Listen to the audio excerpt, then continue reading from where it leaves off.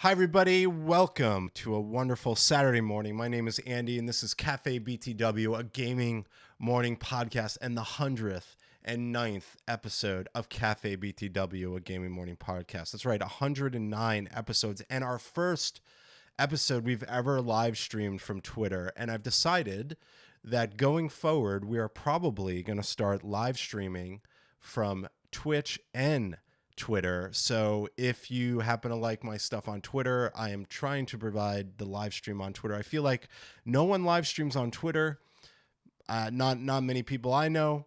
So I figured, why not live stream the podcast as well from Twitter? But obviously, big shout out to everyone on Twitch that always comes in and supports the Twitch channel. Also, hello to everyone that's watching on VOD on my YouTube channel.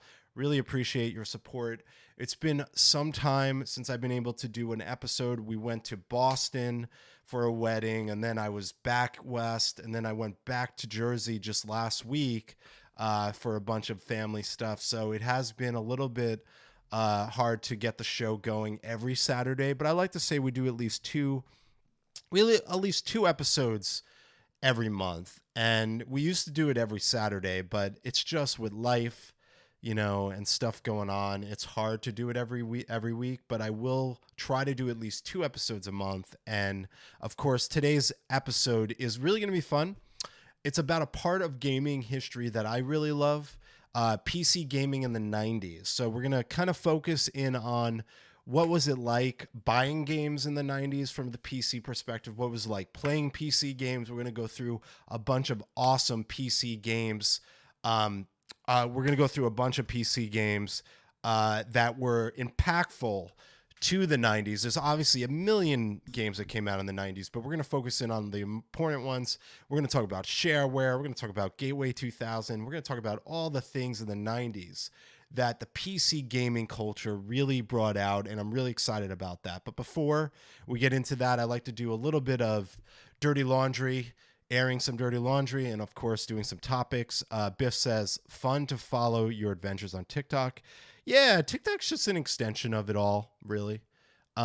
We are also on Instagram too, so been doing a lot there as well. So today, obviously really cool, focus on a lot of nostalgia in the 90s. But before we get there, let's talk about a few things I wanted to talk about. Obviously, it's been funny. I've had this podcast for God knows how long, since 2020.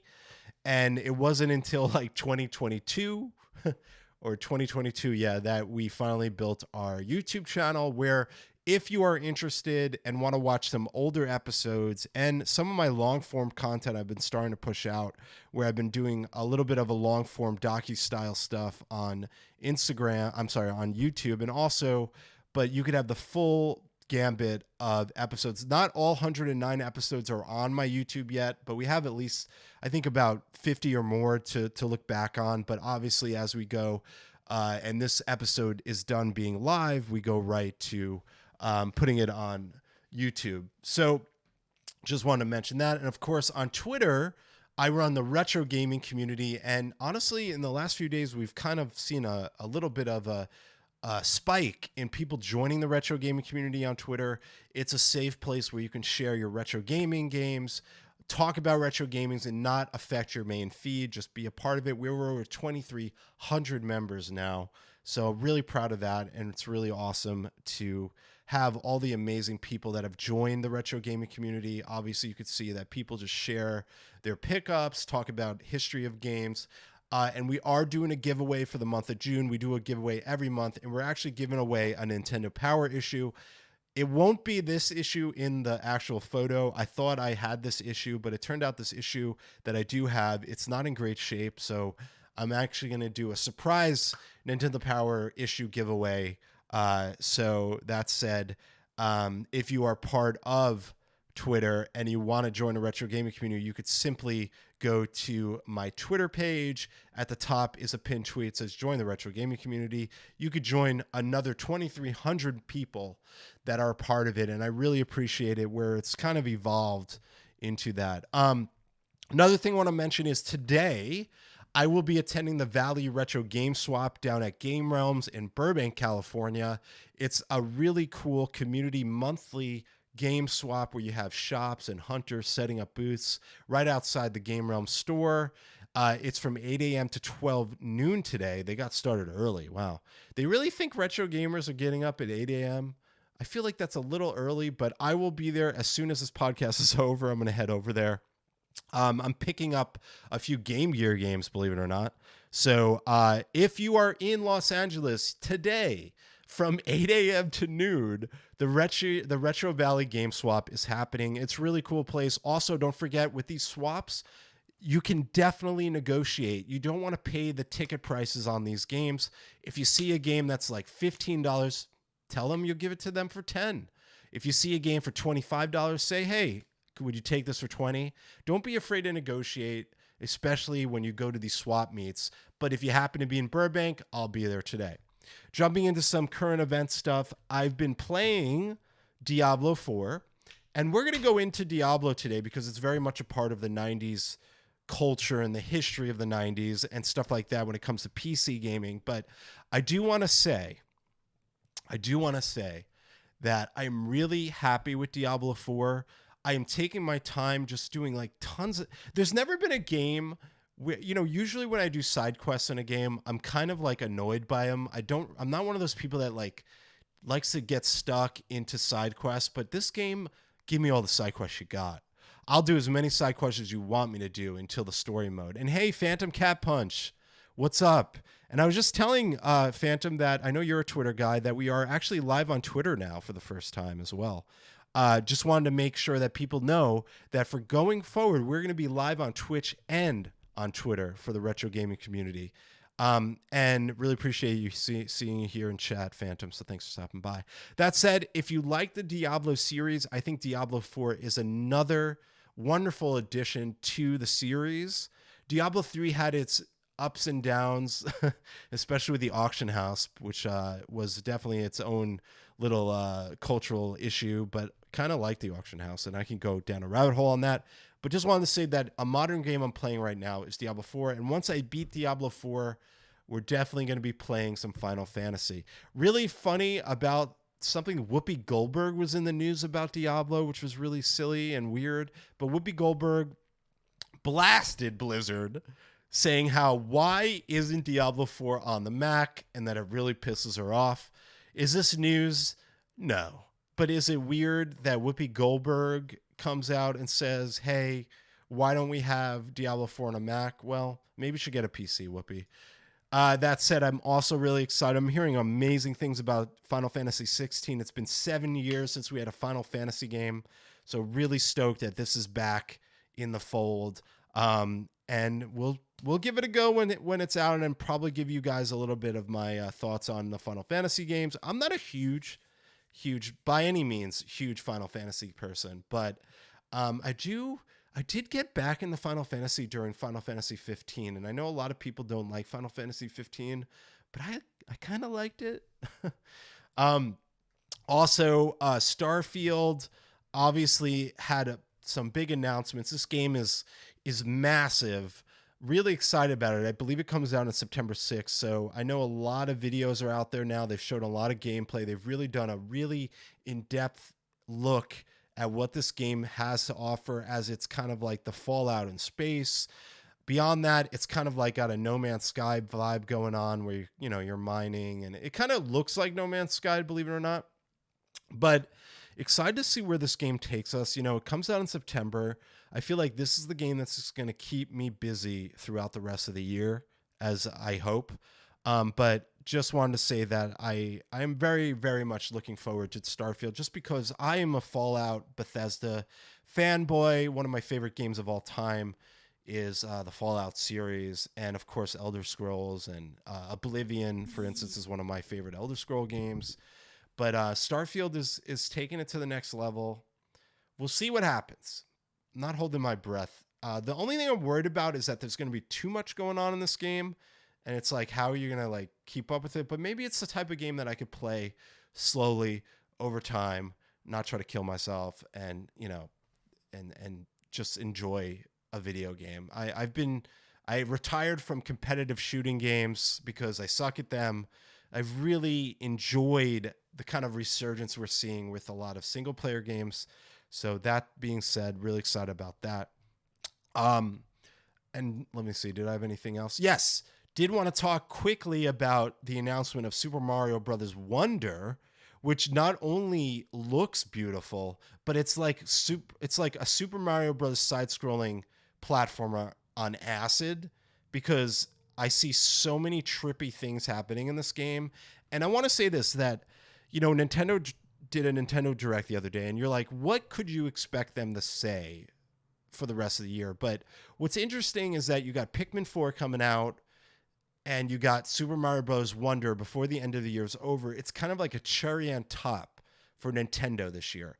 Tears of the Kingdom is absolutely just blown up and become just a phenomenal game. And it's really awesome to see them cap off the year with Super Mario Bros. Wonder. I think I'll definitely be playing this game. It looks awesome. And who doesn't love side-scrolling platformers? But, geez, this game just looks like ridiculous. But I'm really excited, and I hope that a lot of people are as well. But as always, we talk about some modern things at the beginning of the show, if you've never seen the show before. So let's get into the topic today. So the topic today is PC gaming in the 90s and the nostalgic and impact it gave us. So how did the 90s family computer shape the generation of exposures of PC gaming? So I was born in the early 80s. My dad was always really into technology, and I really appreciate about that. My dad, we had like an Apple IIe back in the day. We had a bunch of like random old 80s PCs and stuff like that. My dad had a computer guy. Back in the 80s, you kind of had to know someone, and we had a guy that would like build us a computer. And I really fell in love with PC gaming. As we know, the NES came out in the 1985, 86. Then we had the Genesis, and console gaming was awesome and great. And arcade gaming was great too. But what I think people forget to talk about is the love and nostalgia for PC gaming.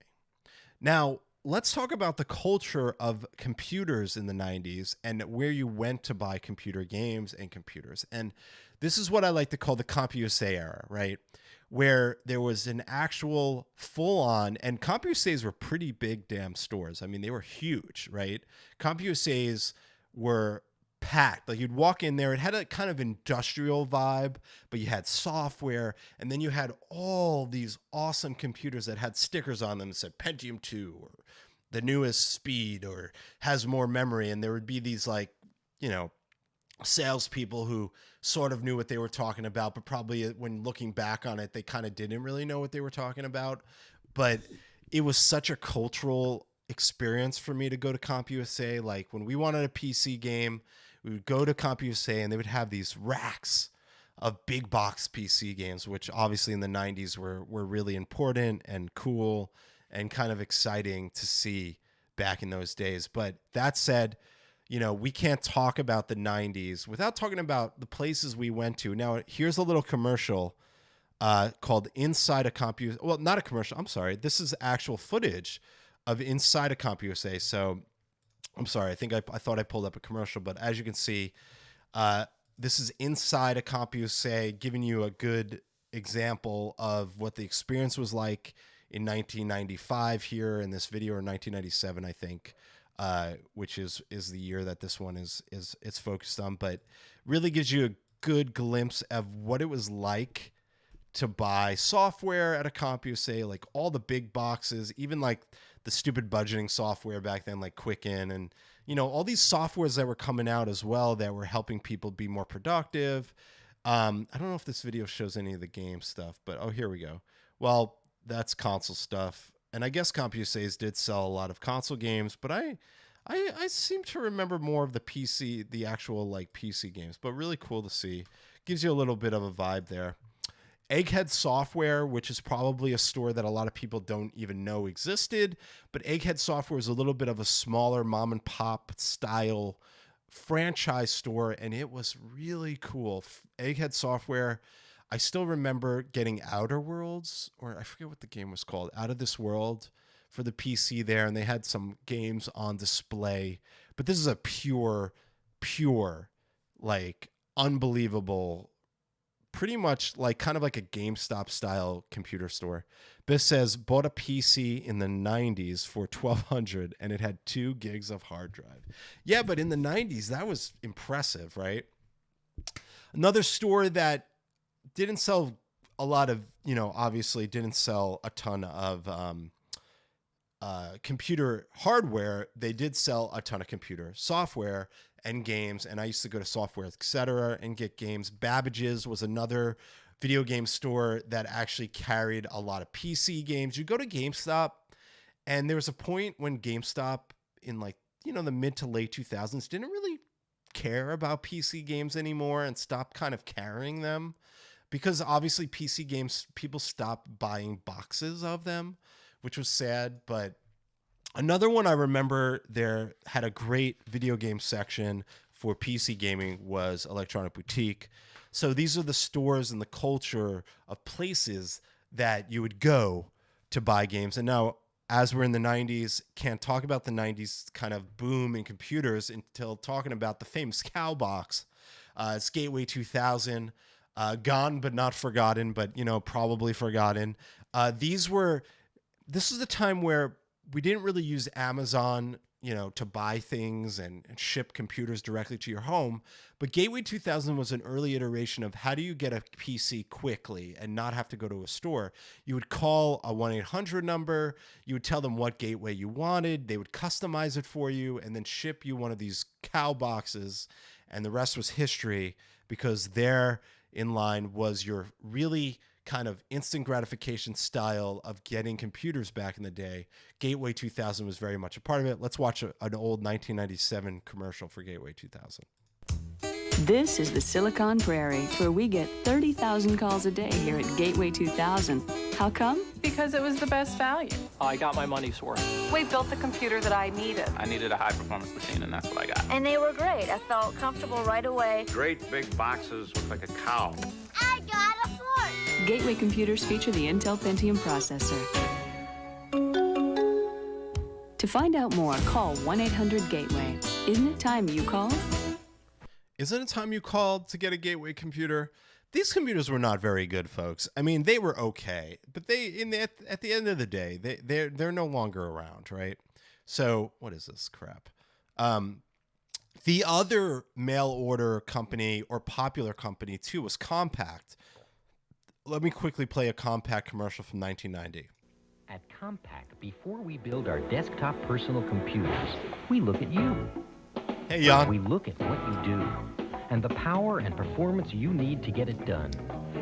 Since introducing the world's first high-performance 386 PC, Compaq has never stopped, giving you more power, more speed, and the best of the latest technology. To do, well, that's up to you.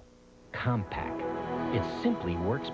So there was a lot of this competition between Compaq, Gateway 2000, and Dell as really easy ways to order computers and get them in front of you without, ordering them on the internet like we do today for primarily the most part. But that's kind of like the culture of like buying computers in the 90s, the stores that provided the games, the mail order stores and the phone stores like Gateway 2000.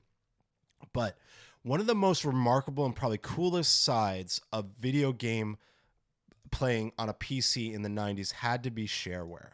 And you're probably like, what the hell is shareware, Andy? Well, I'll tell you what it is. And I wrote a little blurb here, so let me read it out loud to you. So, and let me pull up some things here for you to look at. Let's see. So, shareware. What the hell is shareware? So in the 90s, shareware was a popular distribution model for PC games. It involved releasing a free portion of a game, often called shareware version, allowing players to try it before deciding whether to purchase the full version. Memorable shareware games included Wolfenstein 3D, Doom, Duke Nukem 3D, Jazz, Jackrabbit, and the Commander Keen series. Shareware games spread through the word-of-mouth catalogs and BBS communities, offering players a cost-effective way to explore and support developers. So this is really cool. Shareware, and there was a lot of confusion around shareware because a lot of people would get shareware and they would think that they had the full game, but really it was a very clever marketing tactic where you would the developer would say, here's the free game. You can play about a couple levels of it, but then after you play it, you don't have access to the full game. If you want the full game, here's our 1-800 number, here's our mail order, send us money, and we'll give you the full game.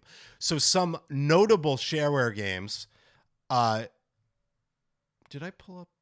Oh, here. Let me move this one. This one we're going to talk about later. One of the most notable is Wolfenstein 3D. And I think that in the beginning of this video, you kind of see, you use DOS to run your shareware. And obviously Wolfenstein is one of the first games I ever played on shareware. And it was pretty cool because you were like experiencing the early days of demos, right? Like nowadays you go on Steam, you go on PS5 and whatever, Xbox, and you could download demos like it's nothing. But back then you would go into a store and get a shareware disc or a shareware cassette disc, and you would pop in the game and play it. And I would always play these over and over and over again because I wouldn't buy the full game, but eventually a few games got me into buying the full game. Another, obviously, I mean, God, if there's one shareware game that really changed the world, it's Doom. When I played this for the first time on shareware, I was blown away and I wanted this game. I wanted to finish this game. So we went back to CompUSA. We picked up a copy of Doom, and it was all because of shareware giving me the ability to play this thing. So honestly, just phenomenal. Shareware was so remarkable. A few other games we'll go through here. Duke Nukem, huge shareware game. Also one of my favorite PC games of the modern 90s PC era, which was fantastic as well. Just awesome. I love Duke Nukem, not only for the commentary, but the comedy, the fun, the gore, everything. And that was a really, really awesome shareware game. Another shareware game a lot of people might not have played, but maybe you did, was Jazz Jackrabbit. A very unique kind of side-scrolling platformer, pretty fun, a little quirky and a little ridiculous, but a game probably a lot of people don't even remember.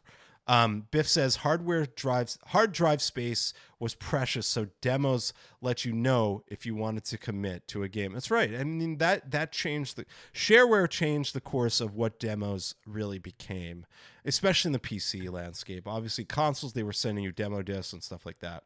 Another popular shareware game was Commander Keen, which was an id game actually. Fun little game. Haven't played it in years, but always me and my brother would pop this on and play a little Commander Keen. Doesn't get talked about enough this day and age, but Commander Keen was a pretty cool series. Look at those trees in the background. They look so happy. They look stoned too.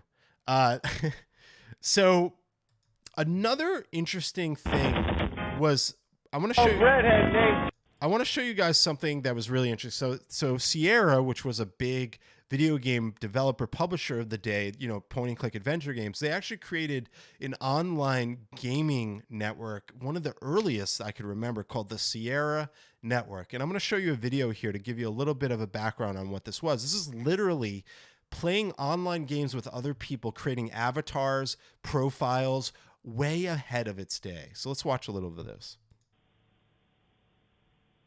My name is Napalm, and I will play any game with bullets or grenades in it. I'm a 20-year-old redhead named Tigress. My name is Amazon Woman. The word mercy is not my vocabulary. My name is the Big Green, and I play Boogers. Boogers! Imagine choosing any name and personality you want to be and then playing other people from all over the country on your personal computer in Imagination, the world's premier online entertainment network totally devoted to fun and games. With a personal computer and a modem, you can engage people from across the country in real time in games. Can you believe it? You could you could play someone across the country in real games. This is crazy, by the way. I'll keep playing it. Like INN 3D Golf, Paintball, Stratego, Boogers, and Red Baron. There have been times when I've shot down 50 planes over Germany. And that was before lunch. And if you call now, we'll give you your first 5 hours free. There are also fantasy role-playing games like Serbius. My name is Erg. I have an 8-foot sword, and for once in my life, I'm not a coward. Or classic board and card games. I've been involved in bridge games so exciting that I thought my heart was going to come out of my chest. Or visit an adults-only casino and play and chat with people from all over the country. There is nothing as exciting as walking up to a perfect stranger and taking all of their money. To join the imagination... So this is a real thing. And Jan says, can you imagine playing games with people on Twitter, for example? Cesspool. Sierra Network, I think, was just before Sony did the same with the Sony station. I love the heck out of the... You know, I used to play the Booger game on here, like, constantly, and it was a very, very good game. And network now, just call... What's cool about the Sierra Network and what they did was they created avatars for you. So you could create like an avatar that looked like a cartoon version of yourself or a cartoon version of something that wasn't you exactly. But you think about today, avatars are commonplace, right? But back in the 90s, this was not common.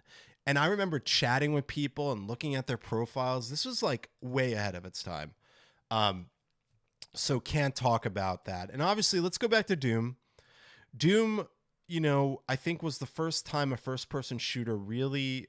I mean, Wolfenstein was great, but Doom, you know, revolutionized the gaming industry. And I wrote a little blurb here I wanted to read to you guys about Doom and its important place in this history. So Doom in 1993, id Software unleashed Doom upon the gaming world, forever changing the landscape of the first-person shooter. This title revolutionized the genre with its fast-paced action, immersive 3D environments, multiplayer capabilities. Doom's impact was profound, captivating players with its intense gameplay, terrifying demons, an iconic arsenal of weapons. Its innovative level design, modding community, and pioneering the use of networked multiplayer set new standards for gaming.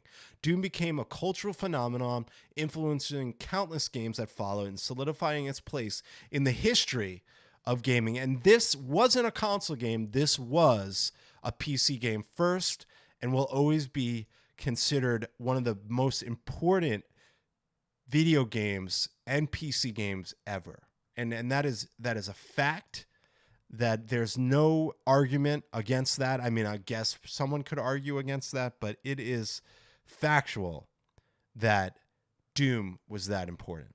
Okay, let's keep going down some other vital games that were very important. Is Myst. And this is actually a video I found about Myst recently that I posted. So let's play it. Hold on, let me get the bank and talked his artist brother into dropping out of school to help him create CD-ROM games. The relatives kind of look and go, what, he quits a job at a bank to go work and make games, maybe? It's kind of a questionable thing to do. Any questions were answered with their third title, Myst. Now the greatest selling CD-ROM game of all time. An elaborate fantasy puzzle that emerged at a time when gory shoot-'em-up games reigned supreme.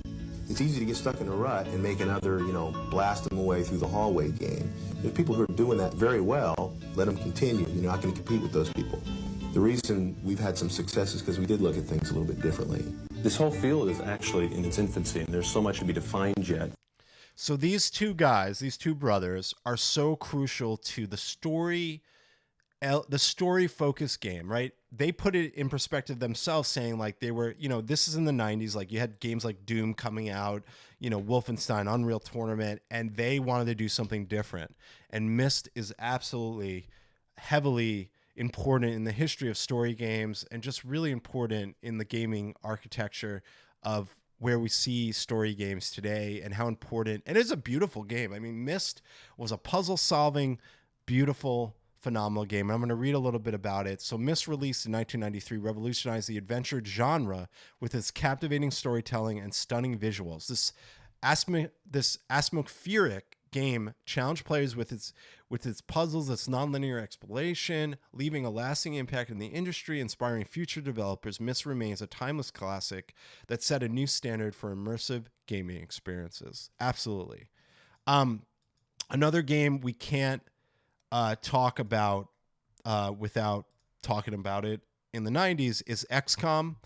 XCOM UFO Defense was released in 1994, made a significant impact on the gaming world with its unique blend of strategy, tactics, and sci-fi themes. This turn-based strategy game developed by Microprose tasked people with defending Earth against the alien invasion. Offered deep strategic gameplay, allowing players to manage resources, research advanced technology, engage in tactical battles. Its immersive atmosphere, challenging difficulty, and addictive gameplay kept players engaged for hours. The game's success spawned a franchise that continues to thrive today, showcasing the enduring influence of XCOM, and a very, very impactful game for the strategy genre. So definitely, if we're in the 90s, you can't not talk about XCOM. Jan says Myst was one of the Myst was the one almost all me third grader friends wanted to, all the third grader friends wanted to play. Yeah, I mean, I still like every now and then I try to give Myst another go and just kind of enjoy it. There's lots of remasters of it and stuff like that. But XCOM was a game my brother played a little bit more than me, but still very important. One of the most important games as well, and I'm saying every one of these is like important, but SimCity 2000, obviously super, super amazing. Made a significant impact on the PC gaming market. This groundbreaking city building simulation game captivated players with its innovative mechanics, immersive graphics. It's not only entertained, but also educated gamers about urban planning, resource management. SimCity's 2000 success paved the ways for simulation genre to flourish, leaving a long-lasting legacy. And I know I posted about this not too long ago on Twitter. Oh, don't worry, Jan, I'm dyslexic, you know. I can't read, so I probably messed that up. But hey, Bo-Katow, welcome to the chat. Love it. But SimCity 2000, can't talk about the 90s without talking about that one. Another influential game and very important is World of Warcraft 2. Tides of Darkness, released in 1995, had a monumental impact on the real-time strategy game, setting new standards for gameplay, storytelling, multiplayer experiences. Developed by Blizzard Entertainment, Warcraft 2 immersed players in a rich fantasy world where they commanded armies, built bases, and waged epic battles. I love this game, and I can vividly remember just playing this for hours. I've never been good at these games, by the way, but I want to say I was a decent at Warcraft 2. Let's keep going down the list. Another game, obviously we talked about it earlier, but Duke Nukem is absolutely a must to be talked about. Released in 1996, left an incredible mark on the first-person shooter game. It became a cultural phenomenon in the gaming world. Developed by 3D Realms, Duke Nukem 3D introduced players to the wisecracking macho protagonist Duke Nukem as he battled hordes of aliens in fully interactive, destructible environments. This groundbreaking game featured innovative level design, memorable weapons, and a bold tone that set apart from other shooters of its time. Duke Nukem, combination of intense action, humorous one-liners, and resonated with players by making it an instant classic. Super funny, by the way, as well. And this game was awesome. I mean, I don't know what else I could say about Duke Nukem more than it was just fantastic. And the jetpack was pretty fun. Moving right along, Quake. Obviously, Quake is very important. Released in 1996, revolutionized the first-person shooter genre and set new standards for multiplayer gaming. Developed by id, Quake showcased cutting-edge 3D graphics, immersive gameplay, fast-paced action with its dark, atmospheric levels, groundbreaking technology, and multiplayer capabilities. And that's probably one of the most important parts. And also, Quake's modding community further extended its longevity, with players creating countless custom maps, modifications. The impact of Quake on the gaming industry cannot be overstated, as it is shaped the landscape of the first-person shooter multiplayer experiences and captivated the gaming audiences. Quake's legacy lives on today, and people are still playing Quake. I personally did not play a ton of Quake, but it was fun and I enjoyed it. Moving right along, obviously Diablo 1 for me was one of the first multiplayer games that I really got into. And obviously I'm playing Diablo 4, and it's really cool to kind of look back on how really, besides graphics, the style of Diablo is very much the same in a lot of ways. But obviously, things have expanded over time, but it still plays like Diablo 4 still plays the same in a sense. Like I remember playing Diablo 1, I have my mouse and keyboard. I actually have no idea how people play Diablo on console. I really don't, but I do appreciate and absolutely love Diablo 1. And obviously Diablo 2 becomes probably my favorite game of all time. So moving right along, a few more games here to talk about. Command and Conquer, Red Alert, popular, awesome. I know a ton of people love this game. I personally was not a huge Red Alert fan. Everyone talks about Tomb Raider on the console, but really Tomb Raider on the PC was also pretty impactful and fun. So want to note that. Moving right along. Another game is Age of Empires, which was a game I played these back in the day. These were fun. These were also good. I mean, it's godlike experience games. They're called God games, I guess. Simulation God games where you control the world and it's up to you to, create and craft these places. Age of Empires is a series that lives on today. A lot of people love these games. I don't really play these games much anymore, but back then, considering how in-depth these were, it was really cool and really fun, and these would keep you captivated. Absolutely. Moving right along as well, the early Fallout games, which people seem to forget about. Everyone just remembers the open world games, but this is Fallout 1, released in 1997, of all places. One of the coolest little games here. I don't know if you've ever played it. It's really fun. And it really just starts the tone of what Fallout ends up becoming. So crucial and awesome game. It's a very, very fun game. And as you can see, it has those Fallout, even though this was a top, above, kind of strategy game, open world strategy game, it still has that Fallout feel and look to it. And then obviously as they built Fallout 3, changed the game to open world, it definitely brought all the stuff that they kind of started here into the fold in their open world games. Moving right along, another game can't talk about without mentioning the 90s is Baldur's Gate, the original. Didn't play a ton of these, but obviously have to give a lot of love to them because they were pretty cool. Another game is StarCraft. I absolutely sucked at this game. I'm not sure if you did, but I was terrible at it. But also really fun game. Me and my brother used to play this all the time. I used to play it online as well. And then finally, a game we'll talk about that obviously you can't talk about in the 90s without the wonderful, beautiful Half-Life, which really, with physics and engine, really changed the game for first-person shooters for me. Also story and NPCs, all that stuff was built really well. I really, really, really loved Half-Life, and Half-Life 2 became probably one of my favorite games of all time. Gordon Freeman, one of the coolest protagonists, had a crowbar and his famous face with his glasses. Don't think he gets enough recognition, but I hope one day we get to see Half-Life 3. I mean, we got Half-Life Alyx, so that was a step in a good direction. But obviously, if you've never played the original Half-Life, who are you? No, I'm just kidding. And of course, finally, point-and-click adventure games in the 90s were just fantastic. You had The Dig, Indiana Jones and the Fate of Atlantis, which is such a good point-and-click adventure game. Blade Runner, Day of the Tentacle, 1993. Full Throttle was 1995. Sam & Max Hit the Road, one of my favorites. One of the best-looking games, too, from 1993. Gabriel Knight's Sins of the Fathers was 1993. Really cool game. Obviously, one of the best games and considered one of the greatest games of all time. The Secret of Monkey Island, which they just had their new game, which was really fun.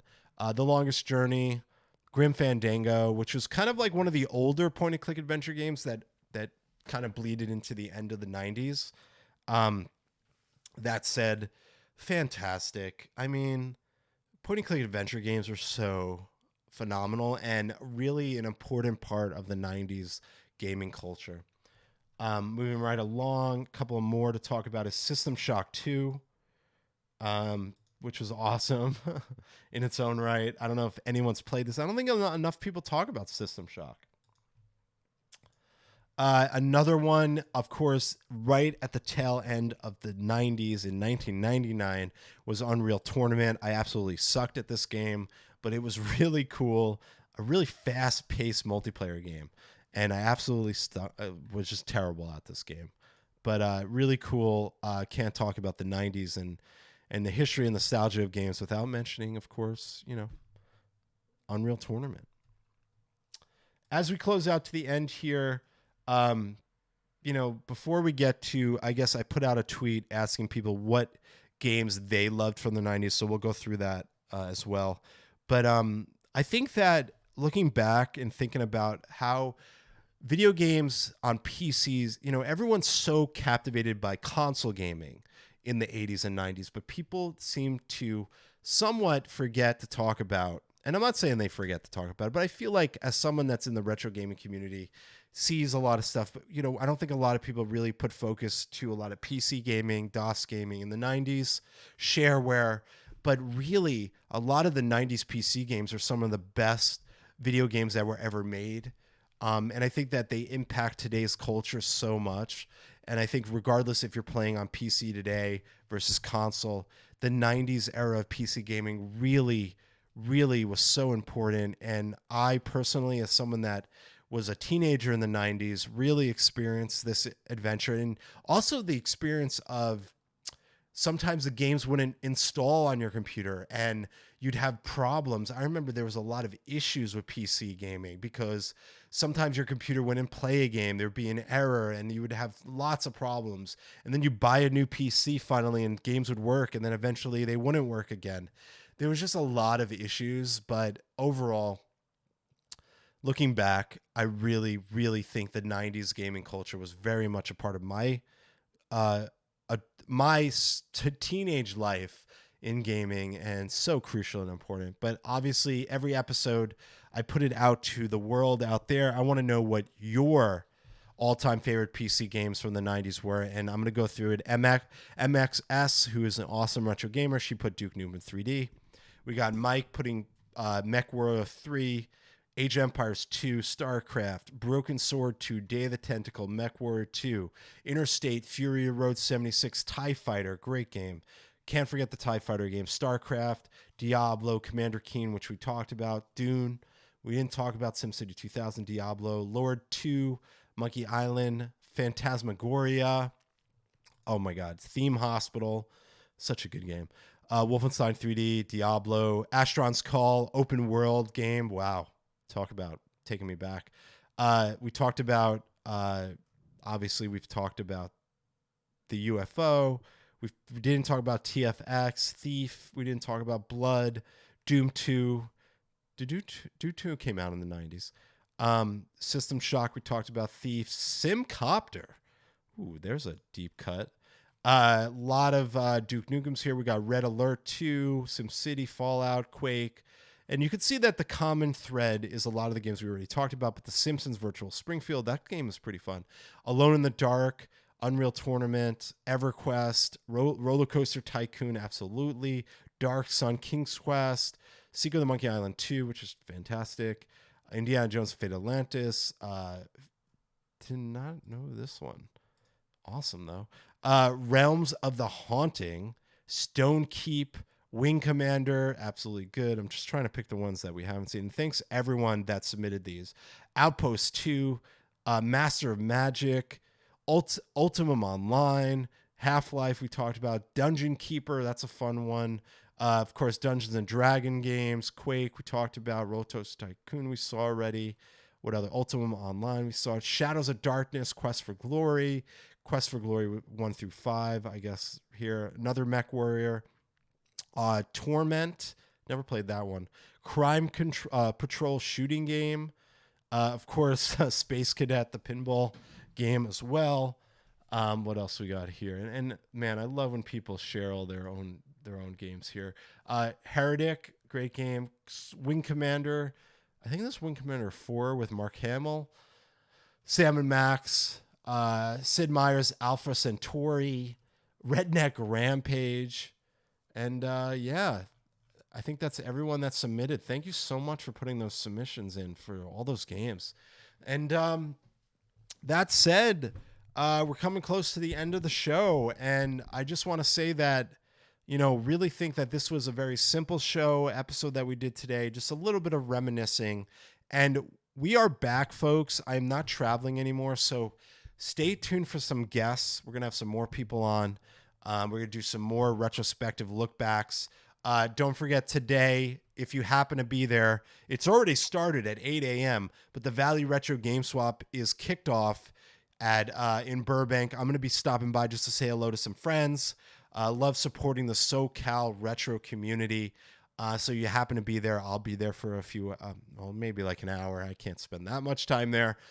Maybe do a video or two about anything cool there. But I'm on a no spend on retro games, although a friend of mine has some Game Gear games that he picked up for me that he's going to be giving me. So I am picking up a few new Game Gear games, but not spending any money for a little bit. Have been spending too much money on retro games.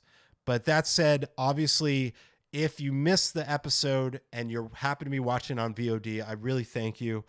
This is our first time streaming to Twitter. I'm not sure how well it did. Either way, we'll just keep on doing that. And obviously, I really appreciate everyone on Twitch. Again, we're on our 109th episode of CafeBTW Gaming Morning Podcast. I love doing this show because not only is it fun to do this for the audience and support the retro gaming community, but it keeps my mind fresh. It keeps me creative, makes me happy. So I really appreciate people that join me for the live streams. I appreciate everyone that listens on VOD. And I actually appreciate everyone that follows my content. I hope that I'm able to unlock memories for you. And that said, my name's Andy. Love Retro BTW on Twitter, Instagram, CafeBTW on TikTok and YouTube. So if you want to follow my day-to-day content, the socials are below wherever you're linking out to. That said, have a really great weekend. And remember this, everyone. I want you to think about this as I cut over to the closing here. Is we only get one shot at this, right? We only get one shot at life. So you might as well, right? You might as well be nice to people. I'm Andy, and we'll see you next Saturday on our next episode of Cafe BTW, a gaming morning podcast. Till then, we'll see you next time.